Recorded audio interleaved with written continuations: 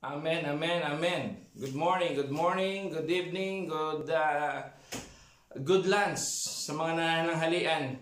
At ngayon po ay magandang umaga muli sa ating lahat at papupurihan natin ang Panginoon, pararangalan natin ang Diyos sa araw na ito at hayaan natin ang Panginoon ay mangusap muli sa atin. At salamat sa Panginoon kahit tayo nasa tahanan. I believe even in the Old Testament or in the New Testament there is no church. Bago magsimula ang simbahan there is a house church. At saka pala naging ito na nagkaroon ng kanya-kanyang simbahan. But in the beginning of the New Testament church doon sila nagtitipon-tipon sa kanilang tahanan. And salamat sa Panginoon that truly na napakahalaga na alam natin na we worship God in spirit and truth. Hindi natin kailangan ng imagine or ng rebulto para tayo ay magsamba sa Panginoon. Kasi kung gano'n, kailangan natin, we still need to go to church. And at hindi tayo makakasamba kung wala ang simbahan. Pero salamat sa Panginoon, the church speaks not the building but the people. We are the church, the people. And so salamat din sa Panginoon, God promised that two or three gathered in His name, there am I in the midst of them. And I believe na tayo ay nagkakasama-sama sa Espiritu and sa katotohanan na kahit kami dito sa bahay, muli kong ulitin, dalawa lang kami, tatlo. And I believe the presence of God is here, the presence of God is there sa inyong tahanan. At tayo we are connected and the Spirit, and tayo ay magpupuri sa Panginoon, mag-aaral tayo, sasamba tayo sa Panginoon sa magitan ng pag-aaral. Kami we join together, sumamba kami sa Panginoon, we sing to the Lord before we start. And ngayon po ay dadalhin ko kayo sa aklat ng Timoteo. We will go to the book of 1 Timothy chapter 2 1 to 6. I believe our leaders needs prayer kung anong nangyayari dito ngayon sa mundo natin, and a lot of people ay maraming mga questions, maraming mga tanong, and many times madali tayong mag-comment, and so we'll see kung ano maging parte natin kung bakit nagkakaganon ang mundo. Maybe it's us na hindi na tayo nakakapanalangin. And so dito po tayo dadako sa salita ng Diyos patungkol sa panalangin. Ang topic ko po ay dadalhin ko sa inyo an urgent prayer call for leaders. I believe sinabi dito sa salita ng Diyos, at babasahin ko na po ang 1 Timothy chapter 2 verses 1 to 6. Babasahin ko po ang King James sapagkat andun po yung aking doon ko po kinuha yung main points ko. Sa iba pong version ay iba ang meaning, iba ang sinasabi, but I prefer now the King James. Sabi dito I exhort therefore that first of all supplications, prayers, intercessions, and giving thanks be made for all men, para sa lahat. And verse 2, sino mauna? For kings and for all that are in authority, that we may lead a quiet and peaceable life in all godliness and holiness. For this is good and acceptable in the sight of God our Savior, who will have all men to be saved and to come unto the knowledge of the truth. For there is one God and one mediator between God and men, the man Christ Jesus. And verse 6, who gave himself a ransom for all, to be testified in due time. Salamat po, Panginoon, sa iyong salita na aming kakanin sa umagang ito, O Diyos, mangusap ka sa amin, Panginoon, and show us our responsibility also, O God, upang ang aming mga bansa, Panginoon, our nations, Lord God, ay muli, Panginoon, ay magkaroon ng kalinawan, kaliwanagan, kapayapaan, Lord God. Kailangan ng mga leaders namin ng panalangin, Lord God. Sometimes andun kami, nanonood lang kami, Panginoon, we're doing nothing, Lord God. And Lord God, convict us, Lord God, na this morning, Lord, sa inyong salita, sa iyong mga ituturo sa amin, Panginoon, O God. Maybe kami ang may pagkukulang, Panginoon, kung bakit ganito ang bansa namin, Panginoon. Ganito ang mundo namin, Panginoon. And today, Lord God, even now, we ask for repentance, Lord God, and lead us, Lord God, by your Spirit, O God. Teach us to do what we need to do, O God, and samahan kami ng iyong Santong Espiritu, O God. For your glory, ginagawa namin ito in Jesus' name. Amen and amen.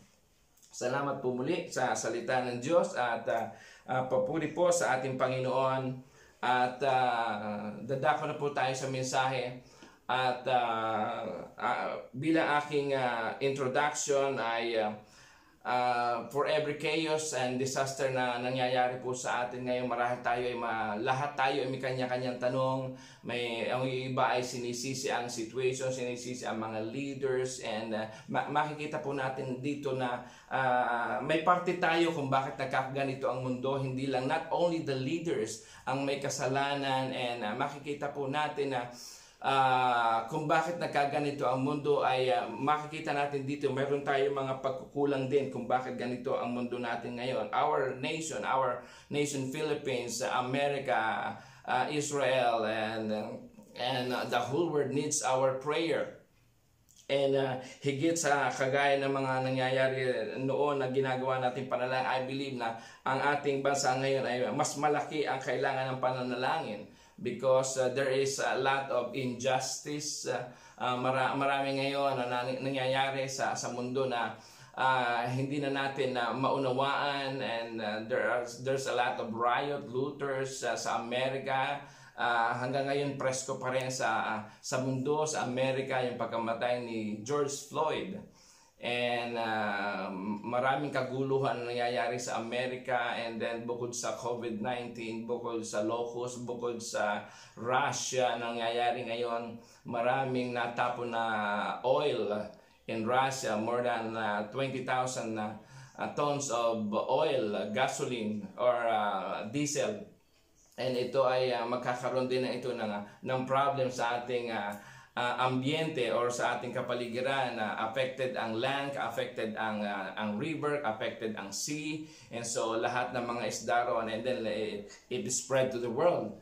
And so makikita po natin ang nangyayari sa mundo natin, and marami tayong mga tanong sa buhay, but maybe especially dun sa nangyari kay George Floyd at sa maraming mga nakikita natin sa Amerika, there is a racism. Ang laki pa rin ng problema sa Amerika pa, as if ang ginawa ng pinaglaban ni Martin Luther King and Nelson Mandela for equity, for equality, that every person is important, matters, black or white or every color, ay pare-pareho tayo sa harapan ng Diyos. Ito pinaglaban na Martin Luther King and Nelson Mandela. They were killed and they were in prison because of that. Pero hanggang ngayon, andito pa rin, the spirit is there. Hindi man nagmamanifest lagi araw-araw yung kanilang pakikipaglaban yung kanilang color, like a black, parabang as if they are not important. But alam nyo, until now the spirit remains in the world, and not only in America, I think, and even in other places. And so it's easy to criticize kapag ang mundo, ang mga leaders ay hindi masyado nakikita natin yung ating ini-expect na mangyari sa mga leaders natin, and mas madali ang mag-criticize kaysa manalangin. At I believe sa ating salamat sa Panginoon, ako ay natutuwa pa rin sa nangyayari, even in spite of everything. Ay natutuwa ako sa ating bansang Pilipinas from 2016 until now. I believe God called our President Rodrigo Duterte to lead our nations, and I believe there is a justice na nangyayari sa ating bansa. There is righteousness, there is love, there is truth, there is mercy, and hindi man this is the foundation of the throne of heaven. Sabi na ng salita niyo, Psalms 89 verse 14, the foundation of God's throne is righteousness, justice, love, mercy, or in truth ay andun yan ang karakter ng Panginoon. I believe ito nasa puso at nasa espiritu ni Rodrigo Duterte, our president, and bless the nation of the Philippines. And hindi man siya perfect, hindi man lahat ay tama ang kanyang ginagawa, and that's why he needs our prayer. America needs our prayer, and so lahat tayo ay may parte kung bakit gaganito ang mundo natin. And why not being a persecutor instead of being persecutor? Why not we pray for them, for our leaders, for the nations where we are, even in Italy? Ay kailangan nating maipanalangin sila.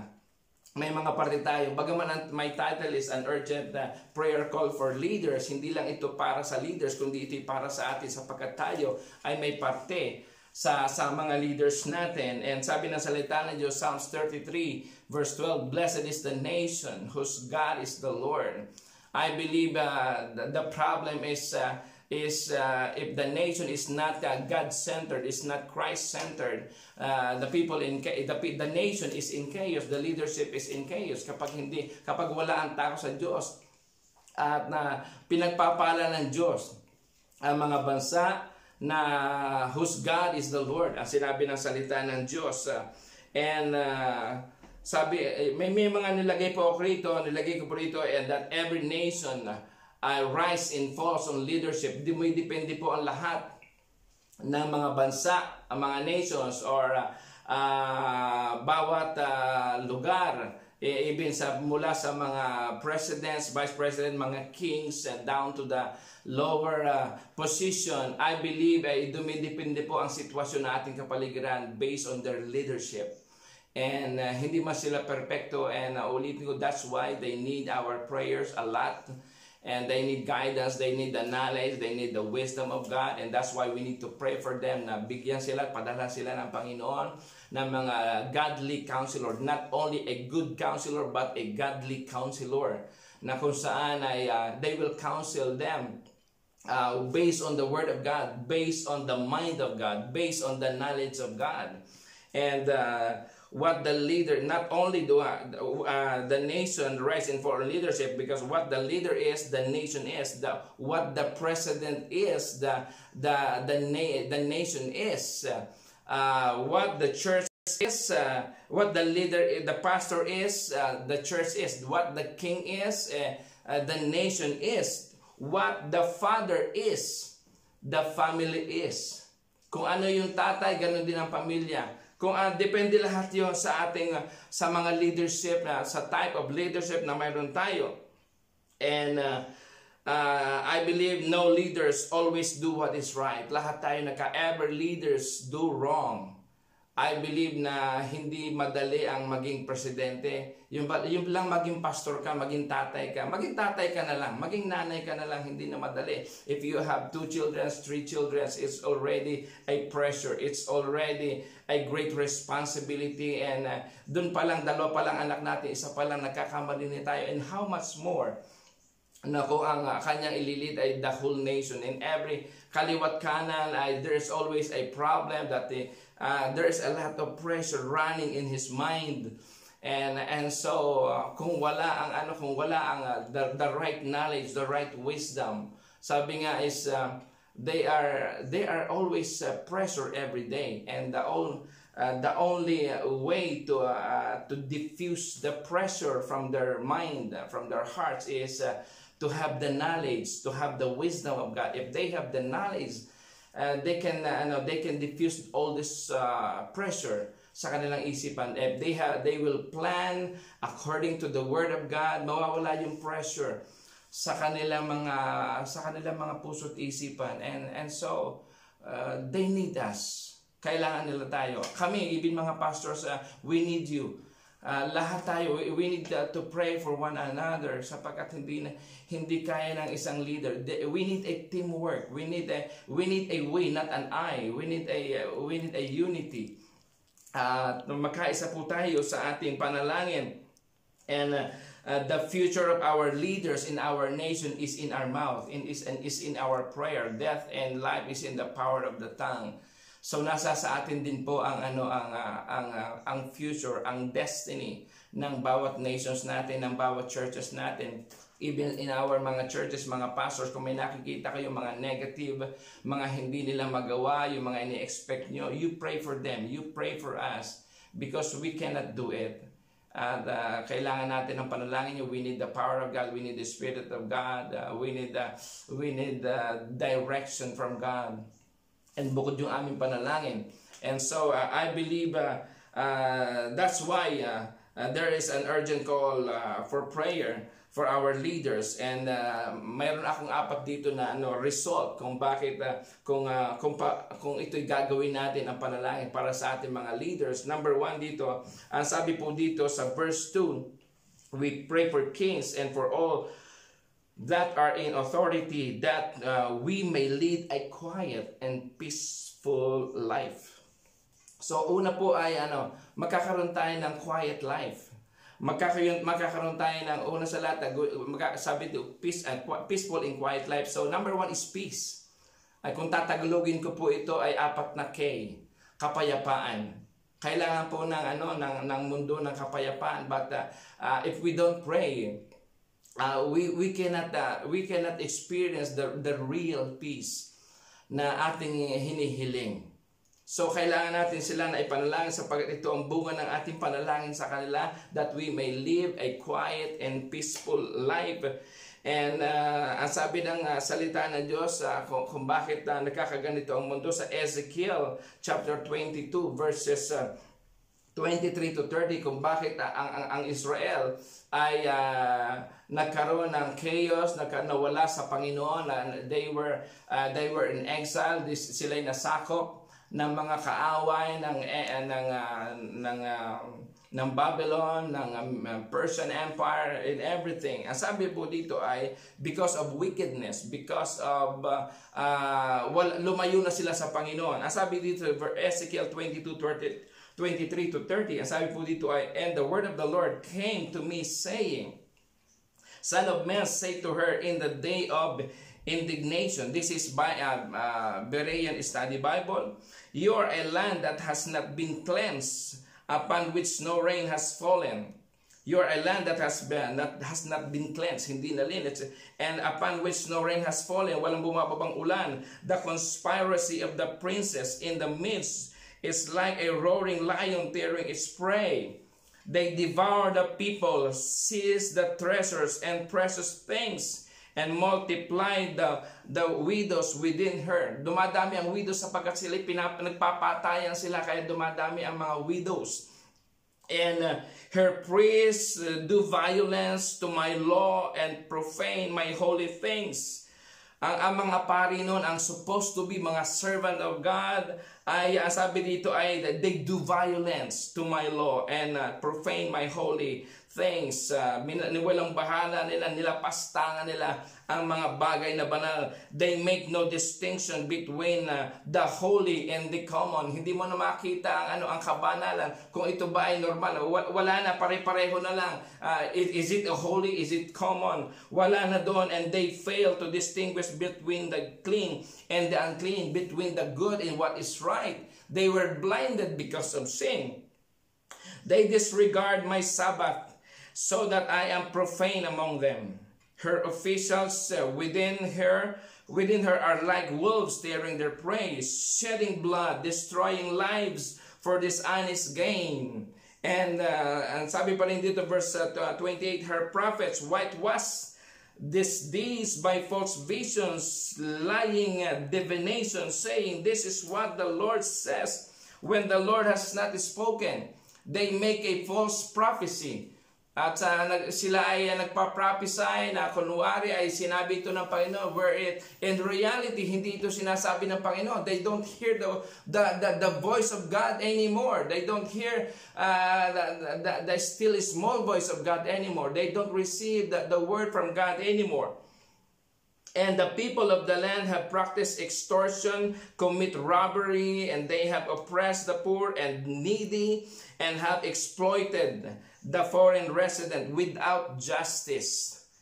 And 30, I searched for a man. Ito na po yun. Gusto kong dalhin ko sa verse 30. Sabi pa rito, because of the wickedness, sabi dito ng Panginoon, I searched for a man among them to repair the wall and stand in the gap before me on behalf of the land, so that I should not destroy it.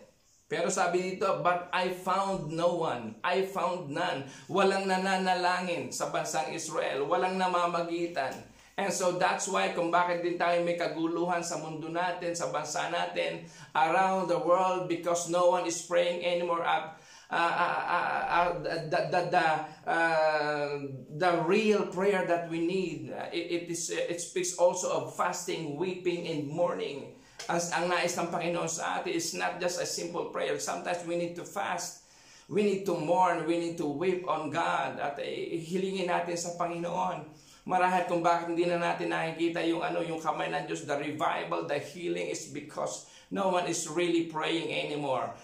We prayed out of ministry, out of dahil lang responsibility natin ang manalangin, but there is no real prayer anymore. Kaya po nagkakaganito ang bansa natin. Kailangan ng mundo. Kailangan ng bansa natin ng kapayapaan, and we need the peace that comes from God. Ang sabi ng Panginoon, peace I give unto you, not that the world gives. Give unto you. Ang sabi ng salita ng Diyos, yung kapayapaan ang gagaling sa Panginoon. Alam nyo, hanggang magtapos ang mundo, bago mag millennium, there will be no real peace beside the peace that God can give to us. Kahit magkaroon ng mga peace treaty, may mga andyan ang UN, andyan ang United Nations, the America, there will hindi natin maranasan ang total peace, but at least in our sa ating panahon maranasan natin yung marami ang maligtas, marami ang maranasan ang kapangyarihan ng Panginoon bago ma-destroy ang mundong ito. And I believe ang bawat isa ay kailangan ng Diyos, kailangan ng Panginoon na namamagitan to stand in the gap, na bago matuluyan na mawasak ang mundo ito, sapagkat sinasabi ito ng Diyos at the last day, God will destroy this earth and God will give a new heaven and new earth. Pero bago mangyari yan, at least not in our time, na tayo ay patuloy tayong manalangin, maranasan natin our days, na tayo ay maranasan natin ang kapangyarihan ng Panginoon sa ating mga buhay.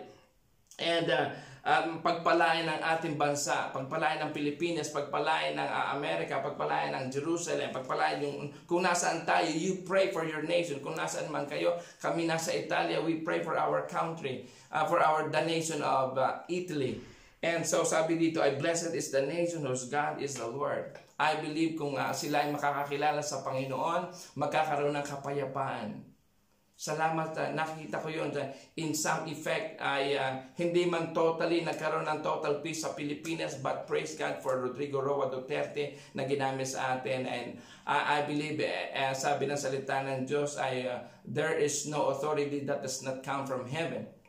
And so, andun nagkaroon ng malaking pagkakaiba ang Pilipinas based on sa nangyayari ngayon sa ating bansa. And patuloy na pagpalain, ipag-pray natin na ating President Duterte sa kanyang natitirang mga taon, 2 taon. And so that our nation will become a light to other nation, will become an example of righteousness, of justice, of love and care sa mga nangangailangan. Hindi pa man ang iba nabibigyan, but I believe he will be needing of the wisdom from God, the knowledge that comes from God, and God needs you, God needs me. Number 2, sabi dito ay not only the peace and the quiet lives, but in all godliness. Ito po ang pangalawa, ang kabanalan. Kung kanina ay kapayapaan, ngayon po ay godliness, kabanalan. Eusebeia, ang sabi po sa Greek, at ito po ay ang meaning ay godliness or holiness. Iyon po ay tumutukoy sa kabanalan. At ang sabi po dito sa sa Joel chapter 2 verses 25 to 20 to 29, ito pa rin po ay pangako ng Panginoon kung ang mga tao ay tayo ay magsisisi ng ating mga kasalanan, kayang ibalik ng Diyos ang mga pagpapalang mga nawala sa atin. Ito ay pangako ng Panginoon. There will be restoration. Sabi ng Panginoon, kung tayo mamumuhay na may kabanalan, I will repay you for the years eaten by the locust, the swarming locust, the young locust, the destroying locust, and the devouring locust, my great army that I sent against you.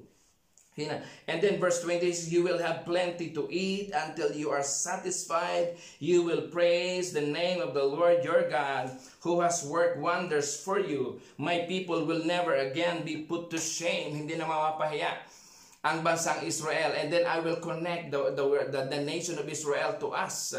Lahat ng mga believers sa Galatians chapter 3 mamaya. Then you will know that I am present in Israel, that I am the God, I am the Lord your God, and there is no other. My people will never again be put to shame. Hindi na mapapahiya kung tayo lang mabubuhay sa kabanalan, sa panalangin kanina, sa kapayapaan, sa kabanalan. Ang sabi, there is a promise from heaven that sabi dito ay, afterwards I will pour out my spirit upon all flesh.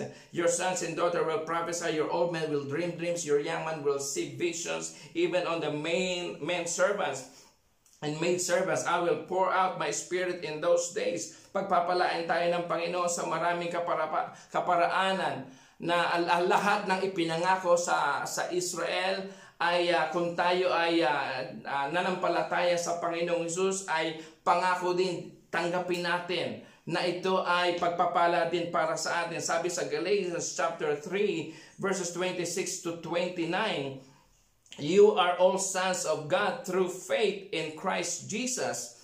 Verse 27, for all of you who were baptized into Christ have clothed yourself with Christ. Binihisan tayo ni Kristo. There is neither Jew nor Greek, nor slave nor free, male or female. You are, for you are all one in Christ. Hallelujah. And sabi dito verse 29, and if you belong to Christ, then you are Abraham's seed and heirs according to the promise. You are Abraham's seed. I am Abraham's seed. I am a spiritual Israel. You are a spiritual Israel. The church of God is the spiritual Israel of God. We are connected. Tayo ay ini-engraft. Kumbaga sa puno ay tayo ay ginrap in. Yung tayo daw yung mga wild trees, pero tayo ay iginrab sa olive tree. At yung vitamins na mayroon ng olive tree ay kinukuha din natin. Dahil diyan sa pag-ibig ng Diyos, iginrap in tayo ng Panginoon sa Israel. At lahat ng nutrients na mayroon, ang olive tree, ang Israel, ang pagpapalang ipinangako ng Diyos sa Israel ay tatanggapin din natin, sisipsipin din natin, i-absorb din natin. And so the glory na mayroon ng Israel, maranasan din natin the glory that has the Israel and for us also. At salamat sa Panginoon, sapagkat ito'y pinangako ng Panginoon. But there is a requirements na sabi ng Panginoon, mamuhay tayo sa kabanalan ng Diyos, in the holiness of God, in the godliness. And number 3, ang nais ng Panginoon, ito'y para sa mga leaders, lahat ito, and then para din sa atin. Number 3 is, sabi dito ay, and after ng godliness is honesty. Ang sabi po dito ng honesty is simones, and then sabi dito ay, ang ibig sabihin dito is honesty. Hindi madali sino ba talaga ang tapat? Sino ba talaga ang hindi nagkasala? Sabi na salita ng Diyos ay Jeremiah 17 verse 9 is the heart is deceitful above all else. Who can understand it? Kahit ang isang tao ay napakabuti, ang isang presidente, ang isang hari, ang isang leader is napakabuti. Maybe during his lifetime, during his leadership, Maybe once in a while, pwede siyang magkamali. And pwede siyang magkamali ng decision. He may fail. And lahat tayo bumagsak tayo. Lahat tayo nagkamali. Even me myself, nagkamali din ako. May mga decisions din ako mali. And I believe na wala sa atin ang hindi nagkamali. Walang leaders. Even the kings, even ang Israel nga, all the 24 kings of Israel, if not bad, they are worst leader. And the Judah nation, the divided nation Israel, the north and the south is Judah. Ang Judah po ay meron silang 12 bad leaders and 8 good leaders. At least there is a good leader na meron ang Judah. Pero ang the Israel, the northern part, is they are all bad and worse leaders. And so I believe based on leadership, nations change. The family are changed because of leadership. The church are changed because of the pastor, because of or sino man sa atin, sino man mga leaders. Ang pamilya is changed. There is a different ambience. Ang family, kapag ang tatay o ang nanay, they stand on their responsibility, on their leadership. Lahat tayo, I believe, in some way or somehow, we are leaders of our family, leaders of the soul, leaders of many things. Hindi natin nakikita yun. We need to lead. We don't have a choice but to handle. We need to lead our soul to Christ even. Sabi nga ay bago natin i-lead ang ibang tao, we need to lead ourselves.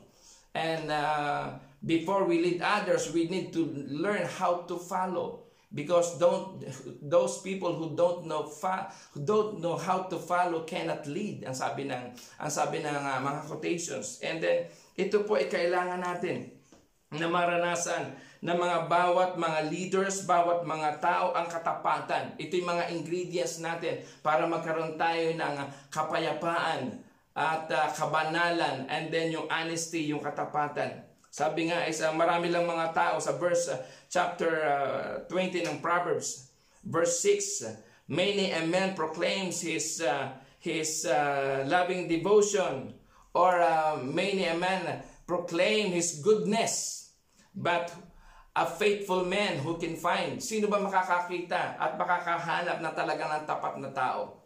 Kaya lahat tayo ay nagkakamali, but still ay hindi man tayo perfect. At least we are faithful in the Lord. Tapat tayo. At yun ang hinahanap ng Panginoon. I believe it is not about perfectness, it's about faithfulness. Kapag ito'y nakita ng Panginoon sa isang leader, sa isang namumuno, I believe it will change the nation. It will change the surrounding nations, and it will change the world. And the last part na nais kong banggitin dito is one last verse, honesty or sa katapatan. Kanina ay kapayapaan, kabanalan, and then katapatan. Sa Proverbs 11 verse 3, ang sabi dito ay, the integrity of the upright guides them, but the perversity of the faithless destroys them. So doon ako sa the integrity of the upright guides them. Mahalaga po ang integrity or ang katapatan ng isang tao. It will guide them. Whatever kapag tayo po ay tapat sa ating Diyos at sa ating sarili, no matter what people say, as long as you are faithful in what you do, you are real. I believe our effectivity is based on our integrity. Kung tayo po ay maging totoo at tapat sa ating mga ginagawa, ito man ay negative ang tingin ng tao, as long as you are true to yourself, una sa lahat, you are true to God, you will be effective. At our authenticity is our effectivity. I believe on that. At we cannot borrow others integrity or others character. Dapat tayo kung anong character mayroon tayo, yung sa mga nasasakupan natin, doon tayo magiging effective. And the last part ng pangako ng Panginoon sa verse 4. Ito po isang napakaganda na pangako rin ng Panginoon. sa verse 4 it was a charge to Timothy ni Apostle Paul. Ang sabi dito ay kapag ito ginagawa natin, pinapanalangin natin sila that they will be a quiet, peaceable life, godliness, and honesty. And then for this is good, napakagandang gawin daw po natin, and acceptable in the sight of God our Savior. Anong nais ng Panginoon? Verse 4, who will have all men to be saved. God desires all men to be saved and to come unto the knowledge of the truth. Ito ang sabi ng Panginoon. The last part is salvation, kaligtasan. Ang panghuli po na nakita ko rito na gustong maranasan ng Panginoon sa ating mga buhay para magkaroon ng kaligtasan sa bansa, para magkaroon ng kaligtasan sa ating mga leaders. And then I believe this is the best the best part. This is the best thing na bunga ng ating pananalangin. Hindi lang kapayapaan, hindi lang kabanalan, hindi lang katapatan, kundi kaligtasan ng mga tao na ating mga pinapanalangin. I believe that is the best part na ito yung pinaka the best na maranasan ng sino mang tao sa buong mundo. It's not our riches, it's not our title, it's not our position, kundi ang ating kaligtasan ang kailangan nating maranasan sa ating mga buhay. And I believe that in spite of what is happening in our world today, God still speaks sa ating mga buhay. Meron pong tinatawag na sa kabila ng lahat na nangyayari, chaos dito, chaos doon, problema dito, problema doon. I believe madilim man ang mundo, hindi natin makita ang liwanag. I believe na may sinasabi ang Panginoon na there is a treasure in darkness. Hallelujah. Salamat sa salita ng Diyos that there is a treasure in darkness. Sabi ng Isaiah 45 verse 3, ang sabi dito ay, I will give you the treasures of darkness and the riches hidden in secret places, so that you may know that I am the Lord, the God of Israel, who calls you by name. Hallelujah. Meron tayong mapapala sa mga nangyayari sa ating mga madidilim na karanasan sa buhay natin, sa mundo natin, sa bansa natin, even out of this COVID-19 virus, this coronavirus, meron tayong mga ginto na napala. Actually, meron kaming topic this 2 days, Monday and Wednesday, meron po kaming devotion every day ng Ancona. And then I asked them, what is, magbigay kayo ng some insights or lesson na natutunan nyo regarding this lockdown and this quarantine. Napakarami po nilang binanggit na naranasan, na natutunan. At sila ay nagpapasalamat sa Panginoon in spite of the quarantine. Marami silang nakita sa kanilang sarili. Marami silang na-refresh, na-renew. And ito po yung mga treasures of darkness na atin pong gusto kong ilik doon. Iling ang treasures of darkness. Sa kabila ng lahat na naranasan natin, meron sinasabi na salita ng Diyos na all things work together for good for those who love God. God can turn what Satan meant for evil, God can turn it for good. Ito ang sabi ng Genesis 50 verse 20. And I believe there will be also a promised restoration sa ating mga buhay. At as I malapit na po akong magtapos, ay babanggitin ko rin po ang may binanggit dito ang Panginoon sa Israel, the restoration promise. Joel chapter 2 verse 18 ay sabi dito ay actually hanggang verse 27, but marahil hindi ko na mababanggit lahat, but sabi dito ay, then the Lord became jealous for his land and he spared his people. Kasi masyado nang napoprofane ang pangalan ng Diyos, kahit ang mga tao ay nakakasala ang Panginoon, because God is a God of mercy, God is a God of grace. Darating ang panahon na talagang patatawarin na lang ng Diyos ang mga tao just to declare that He is God, that He is a loving God, He is a merciful God, that He is a forgiving living God, kagaya ng kanyang ginawa nung siya bumaba dito sa lupa. In spite na tayo nagkasala, siya bumaba. Gagawin pa rin ng Panginoon in the last days, and even until now, right now, ay gagawin pa rin ng Panginoon na kahit tayo nagkakasala, patatawarin pa tayo, not for your namesake, not for my namesake, not for our sake, but for His namesake, for His divine attributes, quality na mayroon siya ang Diyos. Siya ay banal na Diyos. Siya is a loving God, forgiving God. He's slow to anger, is abounding in love. Ipapakita niya yon sa in the last days, restoration prayers. Then, ulitin ko rito, then the Lord became jealous for His land, and He spared His people. Verse 19, the Lord answered His people, behold, I will send you grain, and then new wine and oil, and them you will be satisfied. I will never again make you reproach among the nations. The northern army I will drive away from you, banishing it from and to a barren and desolate land, its front ranks into eastern sea, and its rear guard into the western sea. Itataboy ng Panginoon yung mga kalaban na yung mga kalaban nyo, and then its tents will rise, and then its foul odor will ascend, and for He has done great things. 21, ito ang gusto kong banggitin. 21, do not be afraid, O land, rejoice and be glad, for the Lord has done great things. Do not be afraid, O beasts of the field, for the open pasture have turned green. Biberde muli. Actually, there is a prophecy in the Philippines na muli ang Pilipinas ay babangon muli. Philippines will rise up again. And sabi dito ay, the trees bear their fruit, and the fig tree and vine yield their best. Be glad, O children of Zion, or Israel. Rejoice in the Lord your God, for He has given you the autumn rains for your vindication. He sent you showers, both autumn and spring rain, and as before, the threshing floors will be full of grain, and the vats will overflow with new wine and oil. I will repay you for the years eaten by the locusts. Ibabalik ng Panginoon yung lahat na nawala sa ating buhay sa Pilipinas, or sa lahat na nagtataas ng pangalan ng Diyos. The swarming locust, the young locust, the destroying locust, the devouring locust. Binasa po natin na ito kanina. And you have plenty to eat until you are satisfied. You will praise the name of the Lord your God, who has worked wonders for you. And then you will know that I am present in Israel, that I am the Lord your God, and there is no other. My people will never again be put to shame. Hallelujah. Glory to God. Glory to the Lord, our Savior. And salamat sa Panginoon.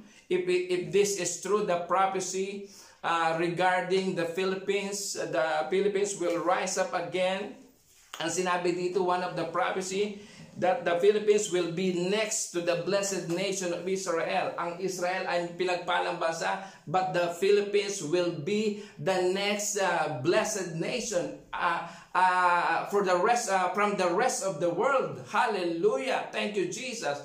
And ang sabi po rito ay sa prophecy rin ay the nation of the Philippines will be the lighthouse for all the nations. If not for the surrounding nation, but for the rest of the world even. Salamat sa Panginoon. At the Philippines will be called again the Tiger of Asia. Ito po ay itinitle sa panahon noon, sa panahon ni Marcos, that the Philippines is the Tiger of Asia. And salamat sa Panginoon. The Philippines will recover. The Philippines will be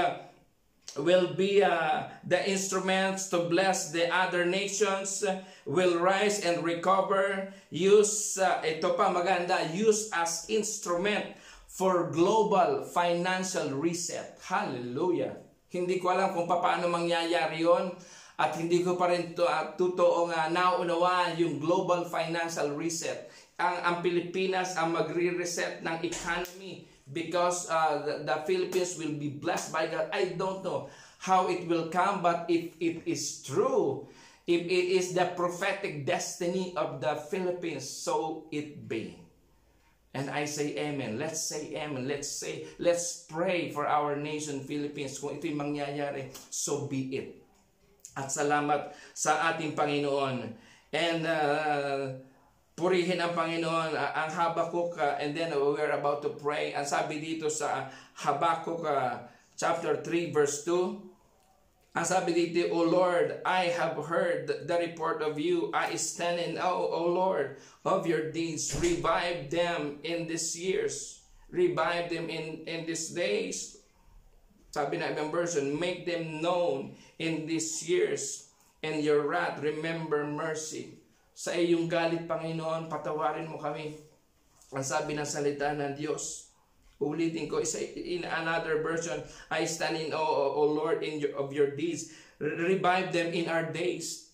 Ibalik mo muli ang iyong kaluwalhatian, ang iyong glory in our days. Kung ito yung nangyari noon in the Old Testament, ibalik mo muli, Panginoon, in our days. Before the rapture comes, maranasan muli namin ang revival. Gamitin tayo ng Panginoon. Let us be part of the last days harvest of souls.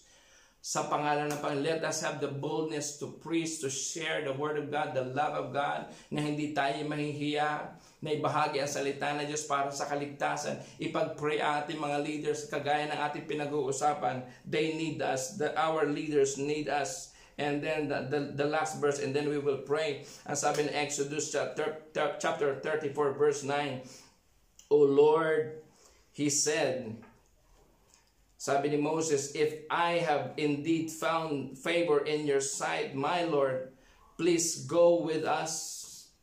Although this is a stiff-necked people, bagaman matigas ang ulo ng Israel, ang sabi dito ay, although this is a stiff-necked people, forgive our iniquity and sin. Sabi dito sa salita ng Diyos. And then, take us as your inheritance. Sabi ng salita ng Diyos. Sabi ng Panginoon, sabi ni Moses sa Panginoon, Lord, if I have found favor in your sight, Lord, although the people of Israel are stiff-necked people, matitigas ang kanilang mga ulo, patawarin mo sila, Panginoon, ang sabi ng salita ng Diyos. Forgive our sins. Ito ang panalangin ni Moses. Moses is not a perfect man, but he is a man of love. He is a man of passion. He is a man of concern for his nation, for his brothers. Mahal niya ang bansang Israel. Mahal niya ang kanyang mga kapatid. Sabi nga niya, Lord, kung mawawala din lang, kung papatayin mo rin lang ang mga Israelita, mga Hudyo ito dahil sa katigasan ng kanilang mga ulo, Lord, isama mo na rin ako. That's the heart of Moses. We need a leader like Moses, who love their people, who love their family, who love their church, who love their nation. And so I pray right now, mananalangin tayo. Lord God, salamat sa Panginoon sa oras na ito. I feel led to pray right now in the name of Jesus, Lord God. Humihingi kami, Panginoon, ng tawad sa iyo, Panginoon, sa lahat ng aming mga kasalanan. As a nation, Lord God, as a city, as a church, as a family, as an individual, Panginoon, humihingi kami ng tawad sa iyo, O Diyos. That in the name of Jesus, kahabagan mo kami, Panginoon. Bagaman kami matitigas ang ulo, marami kang pinapagawa sa amin, hindi namin ginagawa. Forgive us, O Lord, like the people of Israel, Lord God. I pray, Lord God, that there will be a restoration of your love to us, your forgiveness to us, O God. Restoration of blessing. There will be revival. There will be transformation, O God. In the name of Jesus, to every nation. If you will transform every leaders, O God, magkaroon sila ng pagkatakot sa iyo, maligtas sila, Panginoon, O Diyos, ang aming mga presidente, President Duterte, and then the rest of leaders, si President Donald Trump, ang Israel, ang Italia, kung nasaan man kami, Panginoon, sabay-sabay kaming nananalangin para sa kanila. Kahabagan mo kami, Panginoon, O God. Lord God, makatagpo kami ng pabor mula sa iyo sa pangalan ni Jesus. In the name of Jesus.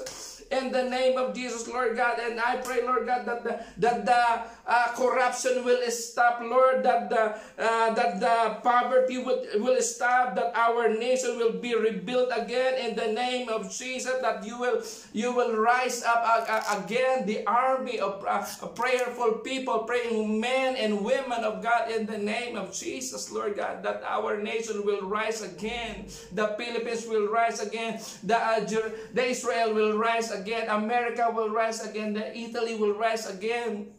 Sa pangalan ni Jesus, Lord, in the name of Jesus, that they will know you as their Lord and Savior. That the rest of the world will receive, they hear the message of salvation. They will be convicted of their sin. They will repent of their sin and accept the Lord Jesus Christ as the only way to salvation, as their Lord and Savior, in the name of Jesus. That there will be healing in the name of Jesus to every nation, not only the healing of the sick, Lord God, even healing of every relationship in the name of Jesus, Lord God.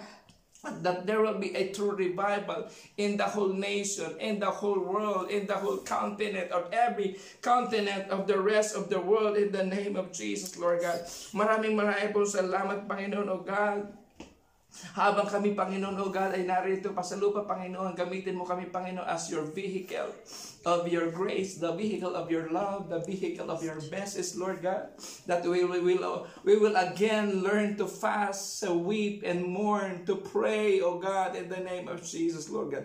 Ilagay mo sa aming mga puso ito, Panginoon. This is the best thing that we can do for these last days, O God. Gusto namin maging kabahagi, Panginoon, O God, for the harvest, the great harvest of souls. Not just thousands, not just millions, but billions of souls will be added to your kingdom in the name of Jesus. Lord God, puspusin mo kami, Panginoon, ng iyong Espiritu, Panginoon, that we will have the boldness that comes from the Holy Spirit, O God, na hindi kami mahihiya, Panginoon, O God. Mag-take praise kami, even, Panginoon, pagbawalan kaming mag-praise o hiyayag ang salita mo, Panginoon, O God, hindi kami papayag, Panginoon, O God. We will obey God rather than men, Lord God, in the name of Jesus. At gamitin mo ang aming mga buhay, Panginoon, O God, for the glory of your name, for the salvations of many souls, O God. At maraming pong salamat, Panginoon, O God, that we are really praying right now for every kings, for every president, for every prime minister of the world, in the name of Jesus. Pagpalain mo sila, Panginoon. They need us. They need wisdom. They need the knowledge that comes from you, Lord God. Not a natural knowledge, not just a good idea, but a godly idea, Panginoon, na nagmumula sa Panginoon sa iyo, Diyos Ama. Send them a godly counselor in the name of Jesus. In the name of Jesus, Lord God. That there will be a godly nation, a godly country, a godly city, a godly province, a godly barangay, or a godly churches, a godly family, a godly men and women of God, a godly children, in the name of Jesus. Maraming pong salamat for this morning. Thank you for your word. Thank you for your love. Thank you for your grace. Thank you for your presence. Higit sa lahat, Panginoon. And we give you now the glory and the honor. In the name of Jesus, I pray and we pray. Amen and amen. Thank you, Jesus.